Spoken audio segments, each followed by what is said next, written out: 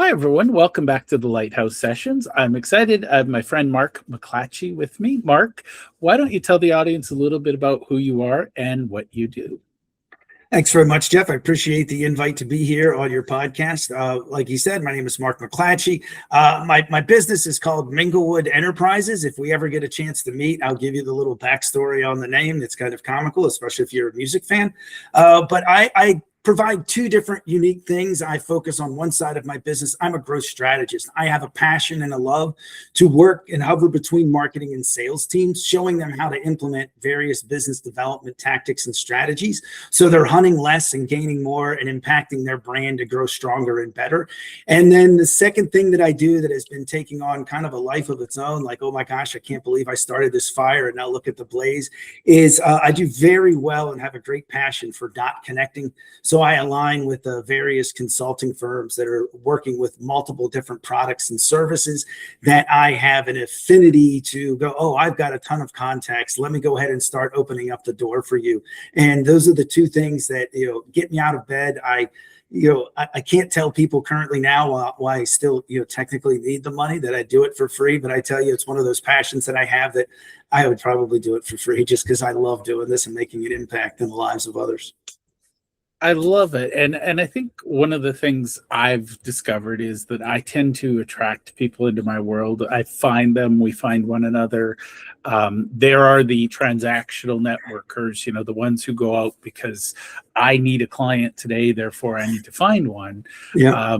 And then there are the ones, and this is the space I play in, I call them go-givers. Some of them follow the giver's gain mantra, and the people who know what I'm saying know what I'm saying. We tend to find one another. So yeah, you attract for sure. Ahead. No, I was saying you definitely attract, and I love that term, go-givers. And one of the things, attraction is the big thing. If you hover around a bunch of fives, you will find some really strong fives, and occasionally you'll get connected to a 6 or a 7. And when you start hanging around 10s, then you start getting people that are 12s and 15s. So, it's the law of attraction. Once you start collecting good people, hover around them, spend more time with them, and you will find it easier to attract more of those better people. I've never found that not to be true. I love it. Well, let's bust one of the myths, because I think this is my favorite one and I love to bust it. A lot of people, I tell them I'm 100% referral based and that I am one of those people. I'm rare. I don't need a lot of clients. My life, if I have more than a dozen clients, I lose my happy little lifestyle and suddenly I'm busy and stressed. Mm-hmm. A lot of people assume, oh, if you're referral only or you're getting your clients through introductions, there's this false belief out there that you must be struggling or you must be, a starving business owner or a wannabe. What's your approach to networking and connecting people? Because I think you and I align very well here. Well, just like that, my first focus is I don't want to walk into a room, or whether it's a one-on-one or a mass marketing event, where there's lots of people, and go out and go, oh, I know what I have in my bag to sell. Let me find someone to pitch. Because the likelihood of the person that I'm running into having a need, let's say a front burner need for what I have, I don't want to take those odds. But what odds I can bet on is I guarantee you, every person you meet, every company you're trying to work with, they have a multitude of issues, problems, and challenges they're trying to solve. So my intent when I'm out networking is let's focus on what I know. I know that they're going to have a challenge, and let me just see what I can do to uncover that. And by uncovering that, it outlays so many potential amazing opportunities. One, if they share with me their problems and challenges, one, taking the time to listen to them begins that feeling for them of like, this guy might care about me. But when I go to take a step of action to clarify that challenge, what it would impact them if they got this fixed, and then go, hey, would you mind if I went out of my way and connected you with someone who I think you should talk to about this particular issue?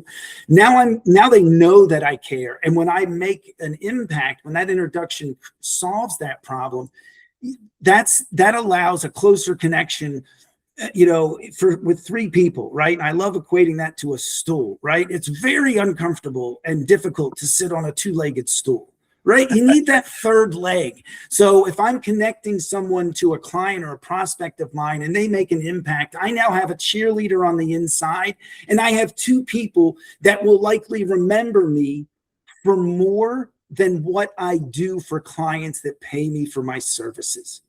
And that's the biggest thing that I try to get across to someone is even my clients, after I work with them and I solve a problem, I know that they have another one they're struggling with and another one that's coming around the corner.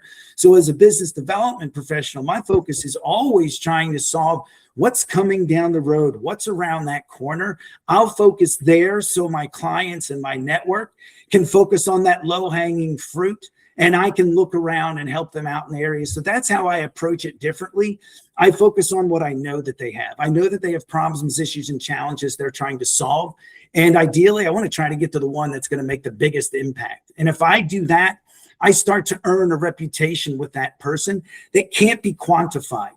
And I use that quantify, and then I'll let you jump in. I apologize for allowing for talking so long, but I love, the fact when I can take my services that I'm working with a client and put them in a position where they can't quantify them anymore.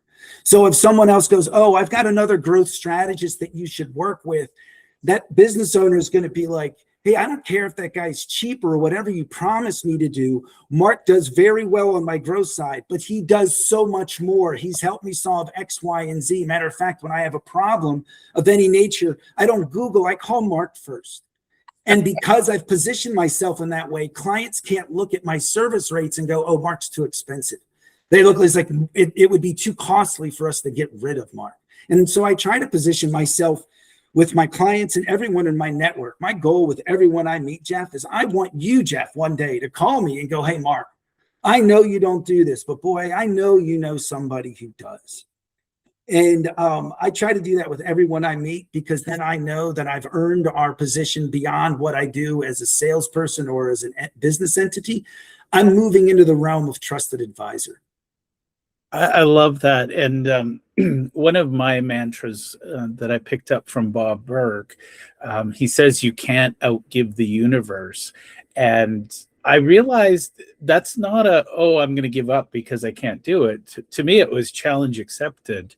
And one of the things I find about true networkers, true connectors, is we not only know people, but we know solutions. And I didn't realize how valuable that was, because I just assumed everybody's like me. Everybody could do it if they wanted to. Yep. But early in my career, I was told to fall in love with your client, not your solution. And I took that a step further, and I learned to fall in love with their problems, because, it's kind of, I almost jokingly say I'm like first aid for a business. If you've got something that you need solved, come to me, because odds are good I know somebody who solved that. And Yep. To me, that makes the network. I see my network as a portfolio. I invest in relationships. I never know where the payback's going to come from, but I know with certainty that my portfolio will always yield a very positive return. Yeah, and I think one way that starts, I mean, you and I are farther along in that, and there might be some people listening to the podcast today that are maybe or they don't have that hugely defined and developed network. But when I meet someone for the first time, and I train on this, I follow it religiously for myself. I'm going to investigate, what that person does, find out whatever information I possibly can. But I have one intent, only one, when I meet a person for the first time. What compelling reason should I want to meet this person again? And I really want to make that happen. And what I'm looking for in that is it's never what that person could give me, right? It's never like, oh, I know they have a lot of accounts. Because if I do a good job and someone refers me, that's fantastic. But I don't bring someone in my network because I'm trying to get something out of that. I want to bring someone in my network so I can grow and gain. So what I'm really looking for is, in that intent model is, can they be an asset to the clients I'm already serving, or to the clients I will potentially meet tomorrow. And if they fit in that bucket, then I'm looking for that next solution is how they do what they do. Because, I think in my lifetime, maybe I've met one guy that does something that no one else in the world does. But for most of us, we have competition. And, one of the things that I focus on with my clients is, why you? Like if you're in marketing, like we were discussing earlier and in our last meeting that we had, like you can't swing a dead cat going to a networking event without running into someone that says they're in marketing. So why you? Not only why should I work with you, but most important, what I find is, is why should I remember you when I meet someone who discusses a challenge that seems like a fit that you solve? And if you're not talking to me in a way that shows me how you do what you do and give me a way to specifically remember you, then I'm not going to think of you when I run across the manufacturer that has marketing issues, because you never mentioned you focus on manufacturing. You never mentioned any focus. And so I'm looking for that intent. So I think that's so important for people getting started off when they're networking is have a fresh intent of, don't go in there of like, oh, what can this person gain? So I know a lot of people are in an industry that, boy, if they had a CPA that would refer them, boy, just because of all their accounts. And so many people go after CPAs because, oh, look, they have so many accounts. Look what I could get from them. And when I talk to someone and they go, oh, I'm going after CPAs, my first question to them is, what do you have to give them? Why should they want to talk to you? Because you're not the only marketing company that solicited them in the last month. I guarantee it. And I think that's an issue that people need to learn. I'm going to share something. You will instantly cringe at this. I was invited to a seminar called How to Extract Referrals from Accountants. And I was like, I'm offended on behalf of accountants everywhere. And by the way, this is a big business development company that teaches wealth management, investment advisors, estate planners, that sort of thing, how to extract referrals from accountants. And I'm like, how do you think an accountant would feel if they saw your notes on the seminar that you took? Because one of the things I would say, and accountants are a very unique breed, they are not the conduit to all of their clients that you think they are. They're a gatekeeper. And if they smell any hint of salesmanship or God forbid commission breath, you're the fox they will not let in the hen house. That's so true. I mean, how do you, I would love to have that seminar title and then turn it on its head. Like, how do you get more referrals from, your accounting partners? And the simple answer is find out what they need. Secondly, find out why their clients love them and rave about them so much. And then go out and look for people that don't have an accounting department or partner that treats them that way, and make an introduction to that accounting department. If you really want to get referrals, show them that you care about what they want most, which is more business and more clients, and do it from a frame where, like, I tell everyone, like, I'm never going to introduce anyone based off what they do. It's always based off why them. My favorite story is a financial planner that I work with. His name is Mike Torrey. I met him about 6 years ago. And you can't go to a networking event without running into a financial planner. And I've met probably 2 people that are in his space that have made the impact that he's made, but no one, as far as Mike. After our first meeting, I was like, wow, no financial planner has ever talked to me like that, let alone not giving me a folder at the end and go, oh, if you're interested in switching your money, which is what most financial planners do to anyone they talk to, which is really odd. But he gave me information that I could easily share to my clients and prospects that would make an impact on them and matter to them. And within probably 2 months of meeting him and having a couple different meetings, since then, the way I introduce him has not changed. And I would probably say I've introduced him to 60 to 70 people in the last 6 years. And, Nate, for a financial planner, I think that's a lot of introductions. And the way that I introduce him, I especially love it when the person, talks about their financial prowess. And I go, hey, look, you may already have a financial planner, you may know one, but let me tell you why you should meet my friend Mike. Every time I introduce him to someone, that person calls me or emails me after meeting with him, and they go, oh my gosh, I learned something I did not know. Thank you so much for that introduction. So, would you like to meet my friend Mike? I love it. And I never get a no. And I always teach the so what, and you have a little different spin on it, but it's always again, I don't introduce positions. Yeah. I introduce personalities, and I think that's a nuance. I always describe this to Bob Berg. If it was somebody else, I apologize. But he once said, most people approach networking, it's like standing in front of the fireplace saying, when you give me warmth, I'll put wood in. And I look at it and say, okay, I put wood in and warmth will come out if you add the fuel. Most people start with, what can you do for me?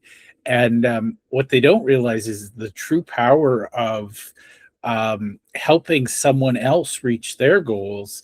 If you help somebody reach their goals, they will never forget you. You are unforgettable. You become a category of one. Whereas if you want to compete, and by the way, I see a lot of people in the wealth management space. While we have portfolio managers, we have this, we have that. So does everybody else. Yep. The Standard & Poor's 500 beats most wealth management agencies. So why wouldn't I just invest in that? But it's helping people understand how this person can help them understand their problem better, find better solutions.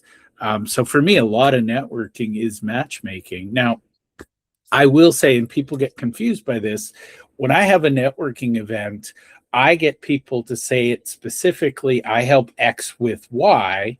That way, my brain knows, okay, I get it. This is what makes them special, but I also do need to have a bucket I can put their special in.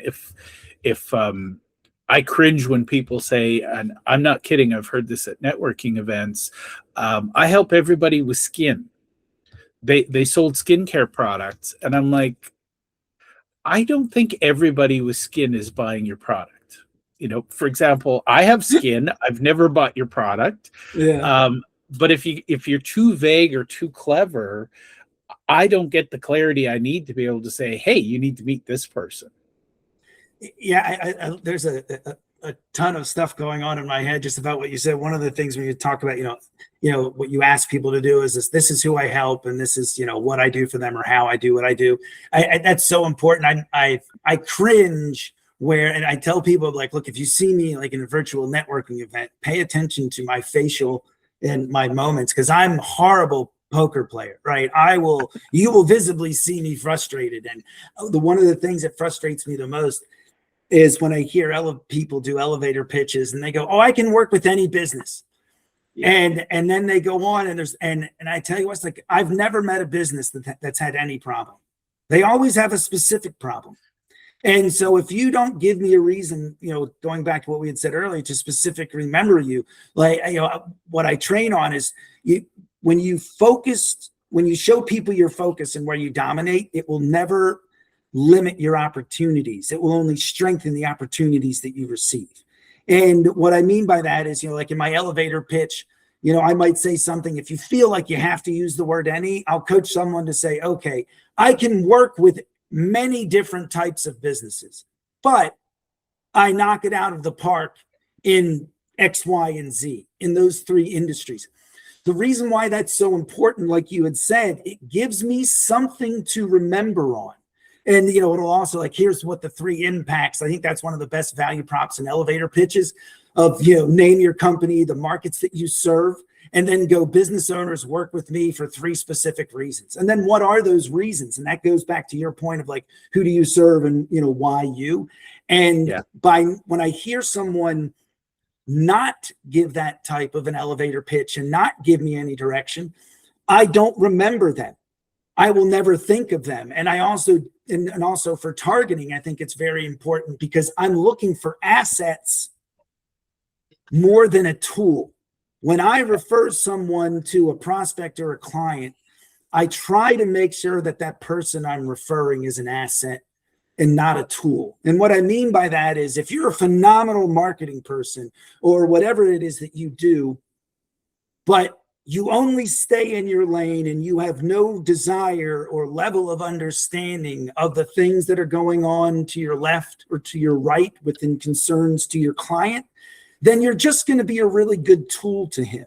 So, you know, that's another reason by focusing. Not only am I looking for clients in specific markets, when people say, who else am I looking to meet? I'm looking for professionals that are solely focused on selling into these 3 markets. Because when I have a manufacturer that has a problem with marketing, I would never refer them to the marketing company that I refer someone that does phenomenal with doctors, because they're never going to be an asset to my manufacturer. They may be a really good tool, but they're never going to be an asset because they're never going to be able to have the conversation of like, hey, I was speaking to one of my other manufacturing clients the other day and they told me this. Well, no, because they're only working with doctors, so they're going to have that limit. So that's another reason to categorize and have that target focus, and those become my best referral partners. Because, you know, while I have served many different industries, by focusing on 3, I have more time to be smarter on those 3, so that when I'm meeting someone and they discuss an issue that's not germane to what I do, I can go, oh yes, I am familiar with that. Matter of fact, I've ran into someone that does that. Would you like to have an introduction? Or would you like to have an article that I found that is just what you're looking for? I love it. And, you know, for what it's worth, a lot of people have different views on industries and niches. And I'm going to be honest, I once went into a restaurant, and I'm not kidding, Mark. They had a Chinese, Japanese, Vietnamese, Korean, Russian, and something else, Italian on the menu. And I looked at the menu, put it down, and walked out. And my wife's like, where are we going? And I said, I don't believe they do any of these well. You know, if somebody is that vague or, you know, scattered, it's hard to be that good. And for me, when I'm networking, I love the asset idea, because I'm introducing people for the problem I know they're going to run into tomorrow, not the one they're complaining about today. Yeah. And I think I look to that.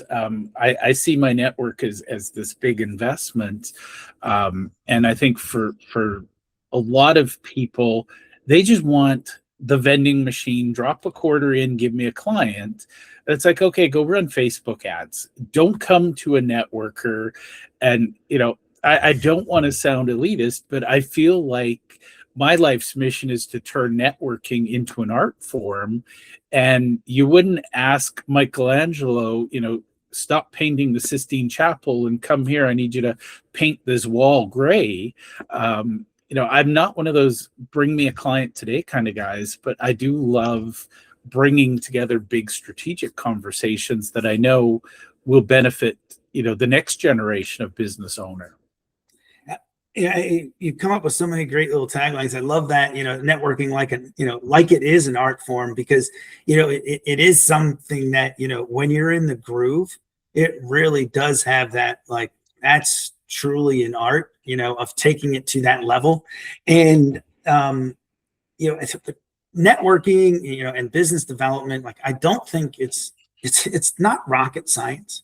It's something that I think anyone, you know, has the ability to learn, but however, it does take time and practice to become good, and then not to settle for just being good and then go, how can I get better? And then how can I be, you know, possibly, you know, the best at what I do? And when you go out into an asset of like, and that's another way to develop yourself as an asset is you have an arrow, a quiver bag that is the products, tools, services, or whatever that you sell. But there's so much extra room in that quiver bag that you should be looking to fill it up with every bit of knowledge, like you had said, of like, what could my client be facing tomorrow or next month? If I have those resources, contact, or information for when that does, come about already in my quiver, boy, that's going to put me way ahead of the line. That's going to make me more memorable. And I think that truly makes that lasting impact when your job is never done. Like education is never done. It's a continual process. And once you sell a client, like continue to stay in there, like continue to make an impact with that business by simply reaching out. Like if you have a list of clients and you're not following up with at least your top clients on a regular basis, to spend 5 to 20 minutes on going, I don't want to talk about my solution that your company is using. I want to spend time on what else bothers you right now. How can I make an impact in that? And I tell clients that I work with, I'm like, you should be demanding the same thing from your vendors that they demand from you. Because I've never known a business that's had a good vendor that's worked with them that thought, oh, I'm doing a great job for this employer. I should have the right to call them up and go, hey, do you know another company that you could refer me to? And as a vendor, your table stakes are good rates and service.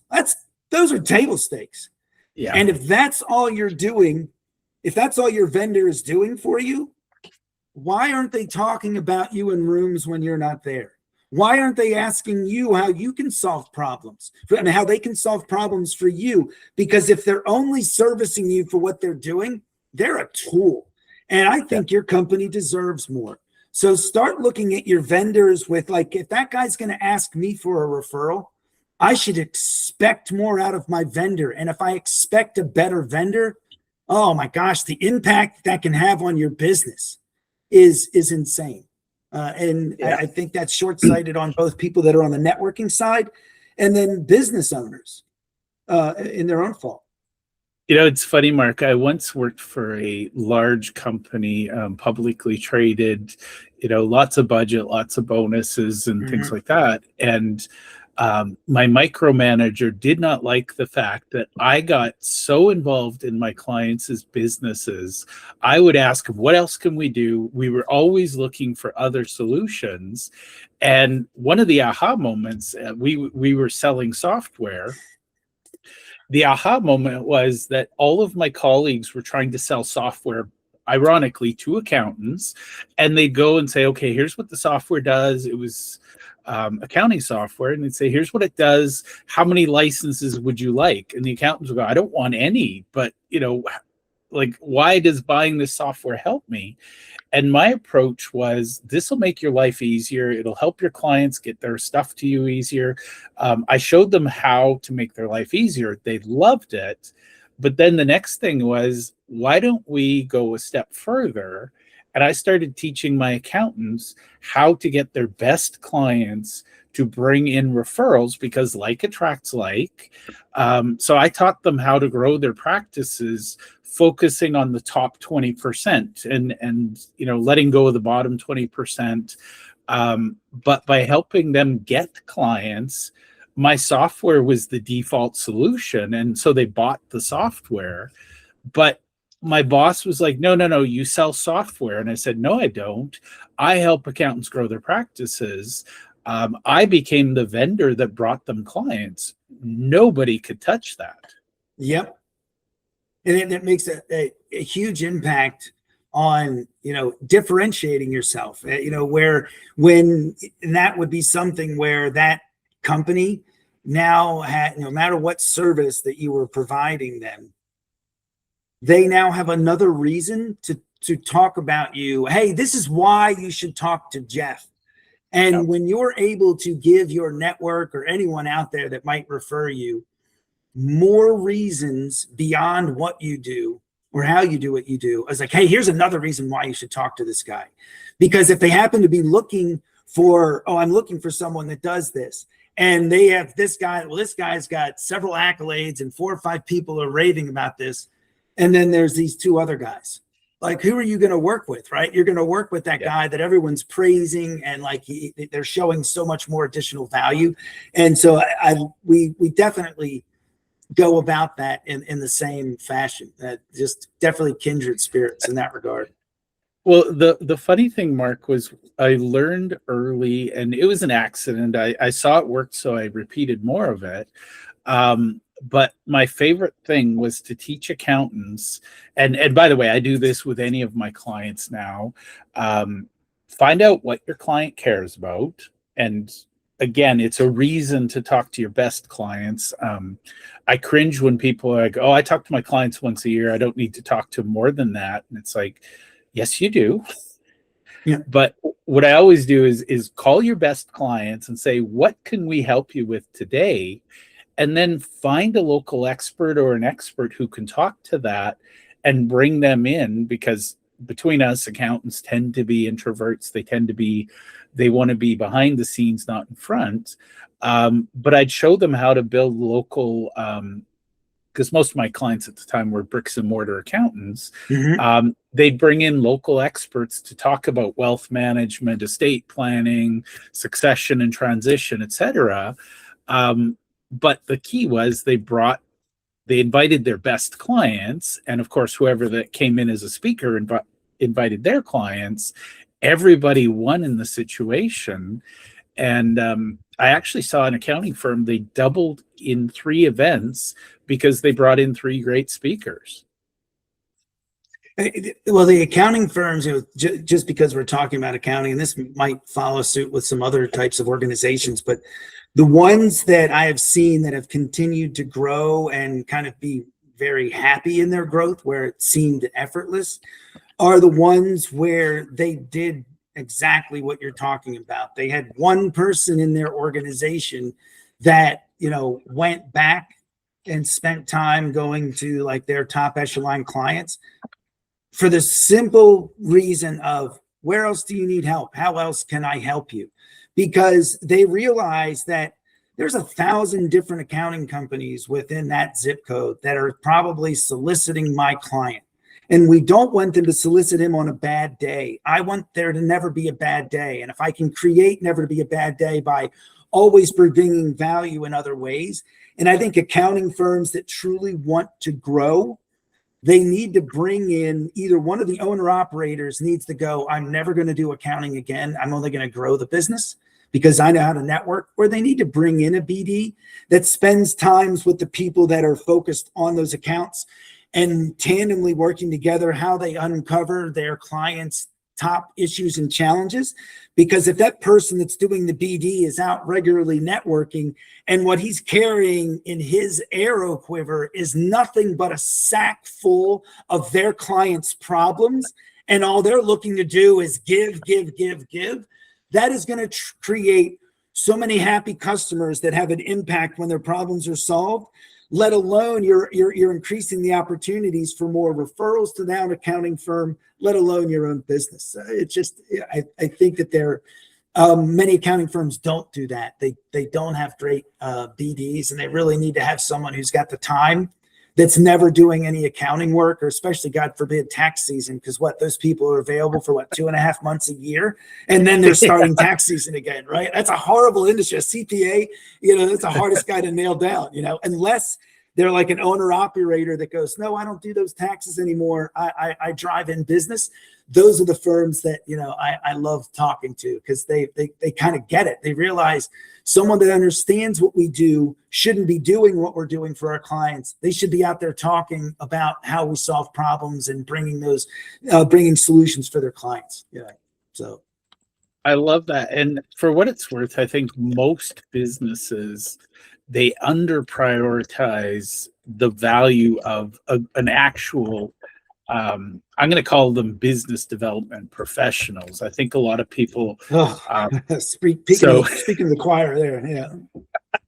I'm going to share one that you might find amusing, or it'll make you cringe. I worked with one accounting firm. They were a multi-million-dollar a year firm, and they brought in a high-end business development person. Uh-huh. Absolutely wonderful person. She understood the firm. They were one of those boutique CFO type firms. Mhm. And with this business development person, her salary was about 200,000 a year, and her mandate was she had to bring in $1 million a year in new revenue every year. Wow. And she would do that with 10 clients because she was bringing in big $100,000 a year clients. Yep. Somebody on the executive team made this decision. They wanted to save money on her salary, so they terminated her contract, and they brought in two wonderful young ladies who were Facebook experts. And the Facebook experts, their combined salary was 100,000, so they're making less than the business development person. Their first year, they brought in $1 million in new revenue, and they almost bankrupted the firm because they went on Facebook and they brought in clients who their average fee was $2,000. Uh-huh. So they brought in 500 low value, and I'm not judging them as humans, but basically 500 compliance clients that replaced 10 high-end controller clients. So the entire firm, all of their staff, they were high-end controller, CFO type workers. Suddenly they were arguing and fighting over bookkeeping issues and talents. The firm, they're like, but we met our quota. We got $1 million in new revenue. And when I looked at the last year, I was like, the irony, their controllers and CFOs, they didn't look at their own numbers, and they thought $1 million in revenue is $1 million in revenue. And I'm like, what's the service cost of 500 new clients at 2,000 versus 10 at 100,000? And quiet across the entire room. And I went, oops, I hit a nerve. I got a big smile when you open up the doors in terms of like, people, have a misunderstanding or don't respect, what a business development officer does, this is a broad brush generalization, but for most small businesses and a majority of, medium-sized businesses that don't have the ability to afford a full-time business development officer, especially in the small business space, a lot of people they just think a BD, business development officer is just a fancier term for a salesperson. And like they have completely two different functions. And somewhere along the way, some business owner decided to start hiring people as business development officers, but if they were technically salespeople. And then from there, it just went off the rails. And now, there's a lot of people that equate that. But, just like with networking, there is an art. And with a company that has marketing, what I have seen is, if you put 1,000 salespeople in a room, and you ask them, hey, I want any salesperson to raise your hand and line the CEOs in the back so they can see this. It's like, I want any salesperson to raise their hand of give me a story on how marketing has made an impact on driving new business or creating more opportunities for you in the last 30 days. And you most likely won't see any arms go up because unfortunately, most marketing teams are focused on like, well, you have a client, you've already done the hunting, now you're ready to kill it. Here's some extra slicks and some slides to help you close this deal or to massage them through.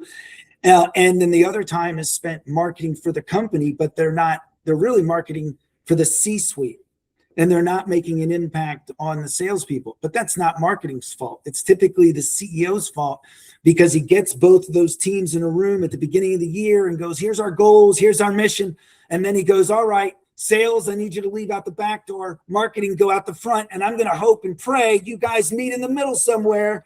And that never happens. And it's the design fault of the business owner for not understanding that if they want to keep their employees happy and truly grow at a comfortable scale where everyone's more and more happy, like to your point, we got a lot more clients, we met our quota, but boy, we're so unhappy.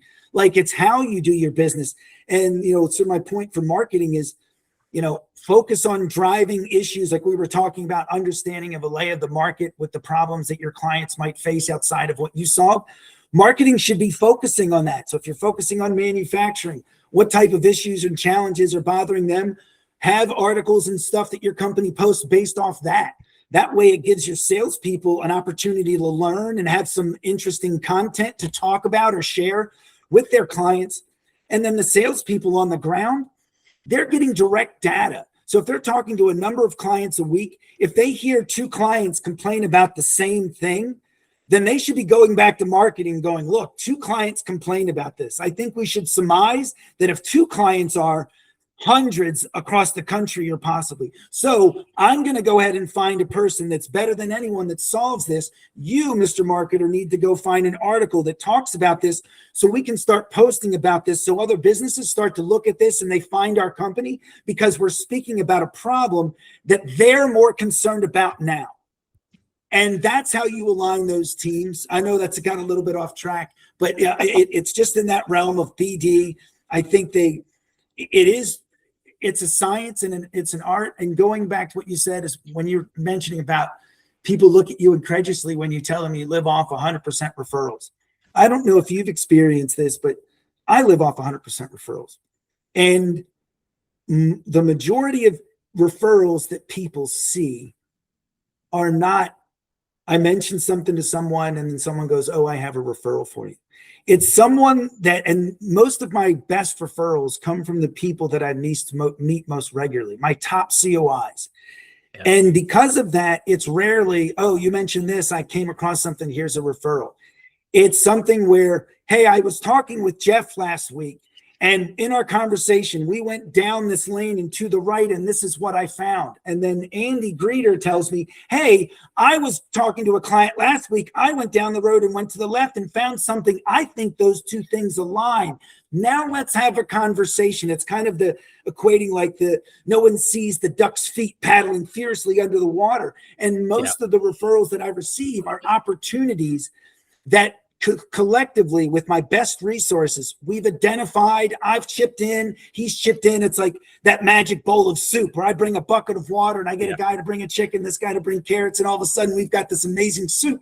And people are like, oh, how'd you get all these referrals? I'm like, man, you see my legs swimming furiously under here? Like there's a skill set to this. So. Well, and that's the thing. I say it's an art and a science. One of the things I learned early in my career was at the organization, they called it Follow Me Home sessions. And basically, a lot of my coworkers hated this, but I loved it. Once a quarter, we were required to go visit our best clients and walk through their practice, walk through their offices, and listen for whatever pain they were complaining about. And then we'd go away and we'd say, in our ecosystem, we have this vendor who does this for us. We have this one who does that. We were literally the lightning rod for problems. And I loved it because it really suited my skill set as I'm a visionary entrepreneur. So following the playbook and, cold calling people was not going to work for me. But just by listening to my best clients, I got really good at understanding, number one, what their pain was, but number two, who else they turned to solve that pain. Yeah. And by the way, one of the things I would say, little cheat code that I give to people is if you actually want to meet accountants, reach out to other businesses and ask them one question. My favorite question is, do you have an accountant that you love and why? Exactly. Love my accountant? No. Okay, duly noted. Next person I ask the same thing. And when somebody finally says, I love my accountant and here's why, I go back to all the other people and say, you didn't seem enthusiastic about your accountant. Maybe you want to meet this one. And again, I'm always planting new seeds for the network. So the Follow Me Home has been one of my favorite strategies because people will tell you what their problems are if you're willing to listen.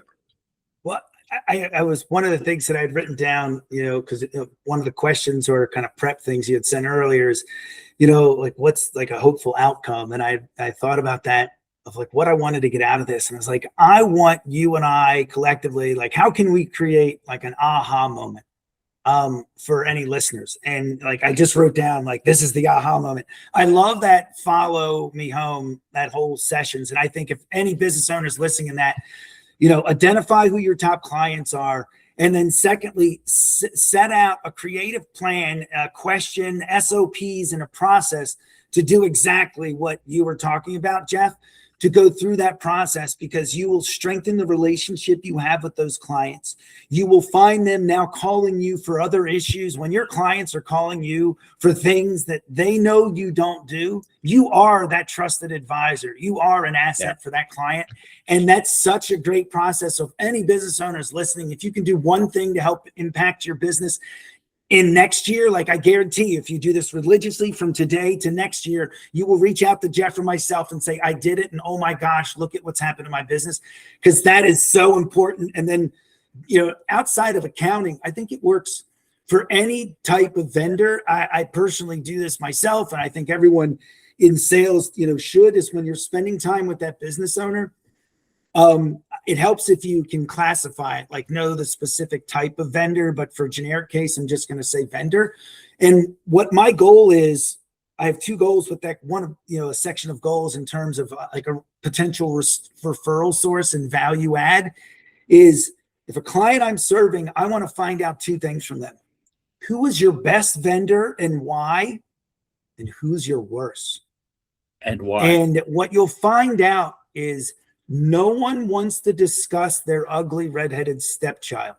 When they start talking to you about their bad vendor, you should already know that you're in a position of trust and an asset. So don't go looking for the bad vendor first, because everyone wants to talk about the pretty child, the perfect kid. So get them to talk about their vendor. And when, like you said, when you find someone that will not shut up about this vendor, that they just rave them, I'll go into it. Like, the reason why I'm wondering why you rave about this particular one is I serve a lot of other clients, and several of them are complaining about their vendor that does X, Y, and Z. And if this guy raves about him, now I know I can ask for that introduction. And for my clients or prospects that I know who have complained to me about their poor relationship with their vendor, my first interaction with this new vendor that my client introduced me to is, I'd love to spend an hour where I can get to learn you and how we can definitely help each other. But let me first focus on you helping one of my clients who's dealing with a problem, who, based off of our client that we both share, says you can solve it better than anything else. Would you mind giving me some time first to my client that wants your business, and then some time for me? Yeah. Now I've increased someone who I now have another reason to refer them. Like, hey, this guy does this, but let me tell you why you should talk to him. This vendor won't shut up to him. He says he does X, Y, and Z. So now I'm bringing someone in like that I know his clients rave about him. So I might get referrals from him, which would be nice. But what really makes an impact for me is I know that when I refer him, he's going to make an impact on the clients that I introduce him to. And that impact falls back on me. I'm the one that gets the birthday cards. I'm the one that gets the well wishes. Oh, thank you, Mark, so much for introducing me to X, Y, and Z. You're going to come to all my children's weddings. I love it. Now, Mark, you and I could talk about this all day. We will have a second episode up for sure. How can people connect with you, find more about what you're doing at Minglewood, and maybe hear that backstory you were talking about? And I would, if someone wants to send a guess on what they think Minglewood is from and what I got it, I'd love to hear your thoughts. But my LinkedIn is the best way. It'll be dropped into this. Jeff's going to take care of that. And I think if he can drop in my website, Minglewood Strategies, as well, you can connect with me there. So that's the best way to get information about me and connect with me. Awesome. Well, thank you for having a great conversation with me. And hopefully we've shared a few aha moments for the audience. I hope so as well, Jeff. It's been an extreme pleasure, and I can't wait to see the interviews you're going to do with the folks I introduced you to. I'm really excited about those. Me too.